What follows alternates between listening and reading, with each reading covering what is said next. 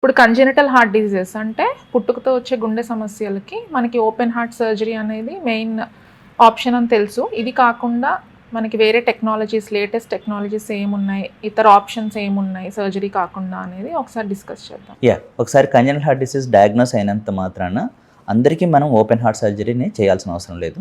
So cath ల్యాబ్లో మనం యాంజియోగ్రామ్లో మనము చిన్న యాక్సెస్ అంటే మామూలుగా 3 మిల్లీమీటర్ కంటే తక్కువ యాక్సెస్తో కాలి నరం దగ్గర తీసుకొని మనం డివైస్ క్లోజర్ పద్ధతి ద్వారా ఏదైనా హోల్స్ కానీ ఏమైనా ఉంటాయి అంటే మెయిన్గా పర్టికులర్గా ఏఎస్డి, విఎస్డి, పీడిఏ ఇట్లాంటివి మనం డివైస్ క్లోజర్ పద్ధతిలో క్లోజ్ చేస్తాం.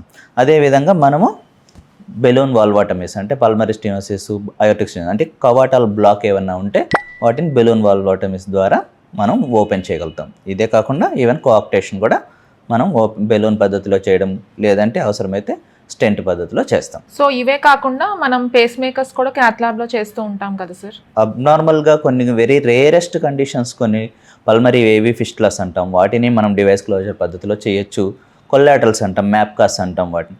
సో ఇట్లాంటివి కూడా మనం డివైస్ క్లోజర్ పద్ధతిలో వాటిని అక్లూడ్ చేయడం చేస్తాం. కొన్ని ఎక్కడైనా ఎక్స్ట్రా బ్లీడింగ్స్, ఐటస్ ఇలాంటివి ఉంటే కూడా వాటిని మనం క్యాత్ ల్యాబ్లోనే సింపుల్, ఎక్కువ ఇన్సెషన్ లేకుండా సింపుల్ మెథడ్స్లో మనం క్లోజ్ చేయగలచ్చు.